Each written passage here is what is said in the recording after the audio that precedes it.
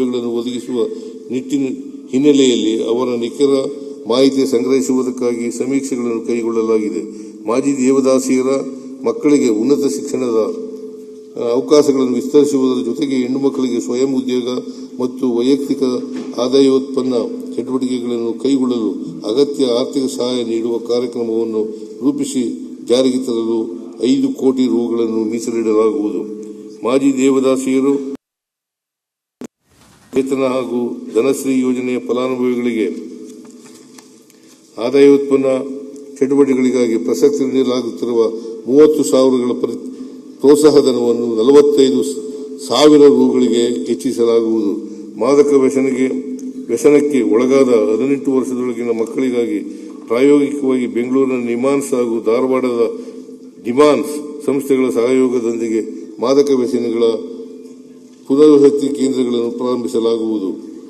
ಕಲ್ಯಾಣ ಕರ್ನಾಟಕ ಪ್ರದೇಶದಲ್ಲಿ ಪ್ರಾಥಮಿಕ ಬಾಲ್ಯ ಆರೈಕೆ ಮತ್ತು ಶಿಕ್ಷಣವನ್ನು ಬಲಪಡಿಸಲು ಈ ಭಾಗದ ಜಿಲ್ಲೆಗಳಲ್ಲಿ ಅಗತ್ಯವಿರುವ 1,668 ನಿವೇಶನಗಳಲ್ಲಿ ಅಂಗನವಾಡಿ ಕಟ್ಟಡಗಳ ನಿರ್ಮಾಣವನ್ನು 200 ಕೋಟಿ ರುಗಳ ವೆಚ್ಚದಲ್ಲಿ ಕೆಕೆಆರ್ಡಿಬಿ ಅನುದಾನದಿಂದ ಕೈಗೊಳ್ಳಲಾಗುವುದು.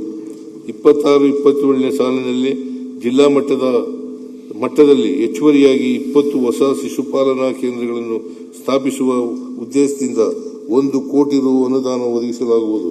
ನಮ್ಮ ಸರ್ಕಾರದ ಹಿಂದಿನ ಅವಧಿಯಲ್ಲಿ ಗರ್ಭಿಣಿ ಮತ್ತು ಬಾಣಂತಿಯರಿಗೆ ಅಂಗನವಾಡಿ ಕೇಂದ್ರಗಳಲ್ಲಿ ಮಧ್ಯಾಹ್ನದ ಬಿಸಿಯೂಟ ನೀಡುವ ಮಾತೃಪೂರ್ಣ ಯೋಜನೆಯನ್ನು ಜಾರಿಗೊಳಿಸಲಾಗಿತ್ತು. ಈ ಯೋಜನೆಯು ಅಹೀನತೆ ಮತ್ತು ಅಪೌಷ್ಟಿಕತೆ ತಡೆಗಟ್ಟಲು ಸಹಕಾರಿಯಾಗಿತ್ತು. ತದನಂತರದಲ್ಲಿ ಮಧ್ಯಾಹ್ನದ ಬಿಸಿಯೂಟದ ಬದಲಾಗಿ ಟೇಕ್ ಹೋಮ್ ರೇಷನ್ಗೆ ಒತ್ತು ನೀಡಲಾಗಿ ಯೋಜನೆಯ ಮೂಲ ಉದ್ದೇಶ ಅಳಿತಪ್ಪಿದಂತಾಗುತ್ತದೆ. ಇದನ್ನು ಮನಗಂಡು ಎಲ್ಲ ಫಲಾನುಭವಿಗಳಿಗೂ ಇಂದಿನಂತೆ ಅಂಗನವಾಡಿ ಕೇಂದ್ರಗಳಲ್ಲಿ ಪ್ರತಿದಿನ ಮಧ್ಯಾಹ್ನದ ಬಿಸಿ ಊಟ ನೀಡುವ ಯೋಜನೆಯನ್ನು ಮರುಸ್ಥಾಪಿಸಲಾಗುವುದು. ಅಂಗನವಾಡಿ ಕೇಂದ್ರಗಳ ಸಮಗ್ರ ಸುಧಾರಣೆಗೆ ಉನ್ನತ ಮಟ್ಟದ ಸಮಿತಿಯನ್ನು ರಚಿಸಲಾಗುವುದು. 2026-27ನೇ ಸಾಲಿನಲ್ಲಿ ಮಕ್ಕಳ ಉದ್ದೇಶಿತ ಕಾರ್ಯಕ್ರಮಗಳಿಗಾಗಿ 63,135 ಕೋಟಿ ಮತ್ತು ಮಹಿಳಾ ಉದ್ದೇಶಿತ ಕಾರ್ಯಕ್ರಮಗಳಿಗಾಗಿ 94,663 ಕೋಟಿ ಒದಗಿಸಲಾಗಿದೆ. ಸಮಾಜ ಕಲ್ಯಾಣ. ಕುರಿಗಳ ಕಾಯುವ ಕುರುಬನ ಕೂಗು, ಜನರ ಮಾತು, ಕವನ, ಸೋತ ರಟ್ಟೆಗಳ ಊತ, ಕಾಲುಗಳ ಬೆವರ ಹಸಿರು ಕವನ. ಸಿದ್ಲಿಂಗಯ್ಯ. ನಮ್ಮ ಸರ್ಕಾರವು ಪರಿಶಿಷ್ಟ ಜಾತಿ, ಪರಿಶಿಷ್ಟ ಪಂಗಡ, ಹಿಂದುಳಿದ ವರ್ಗಗಳ ಮತ್ತು ಹಾಗೂ ಅಲ್ಪಸಂಖ್ಯಾತರ ಸಮಗ್ರ ಅಭಿವೃದ್ಧಿಗಾಗಿ ಕಳೆದ 3 ವರ್ಷಗಳಲ್ಲಿ ಈ ಕೆಳಕಂಡ 4 ಪ್ರಮುಖ ದಿಕ್ಕುಗಳಲ್ಲಿ ಕಲ್ಯಾಣ ಕಾರ್ಯಕ್ರಮಗಳನ್ನು ಯಶಸ್ವಿಯಾಗಿ ಕೈಗೊಂಡಿದೆ.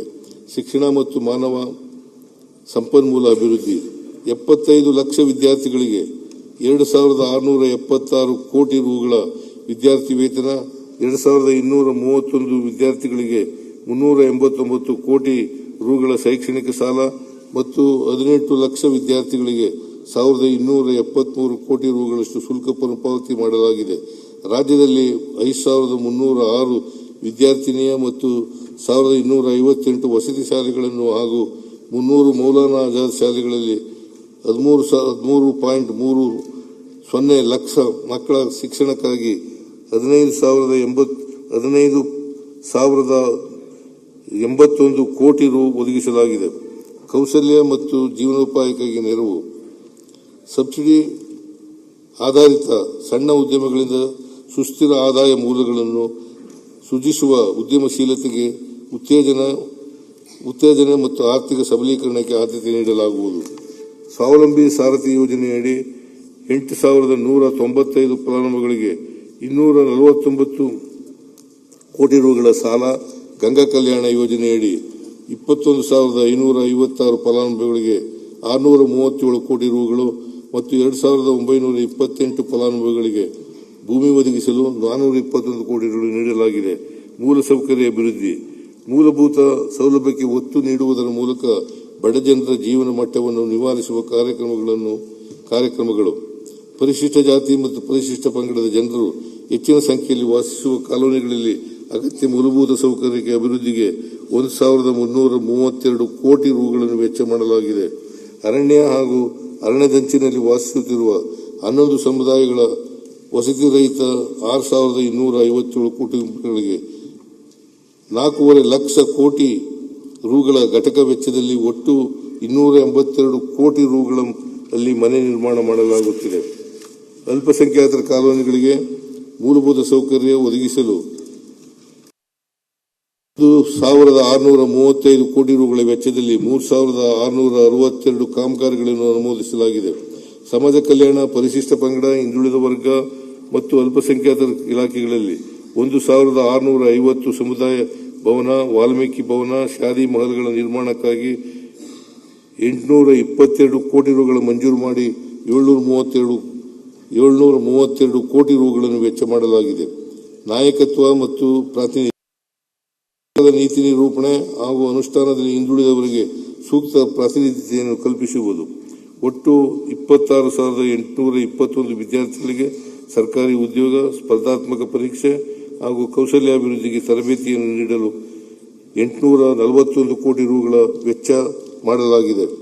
ಕರ್ನಾಟಕ ಅನುಸೂಚಿತ ಉಪಯೋಜನೆ ಮತ್ತು ಬುಡಕಟ್ಟು ಉಪಯೋಜನೆಯಲ್ಲಿ 2026-27 ಸಾಲಿನಲ್ಲಿ ಪರಿಶಿಷ್ಟ ಜಾತಿ ಉಪಯೋಜನೆಗೆ 31,804 ಕೋಟಿ ರೂಗಳು ಹಾಗೂ ಬುಡಕಟ್ಟು ಉಪಯೋಜನೆಗೆ 12,828 ಕೋಟಿ ರೂಗಳು ಸೇರಿದಂತೆ ಒಟ್ಟಾರೆ 44,632 ಕೋಟಿ ರು ಅನುದಾನವನ್ನು ಒದಗಿಸಲಾಗಿದೆ.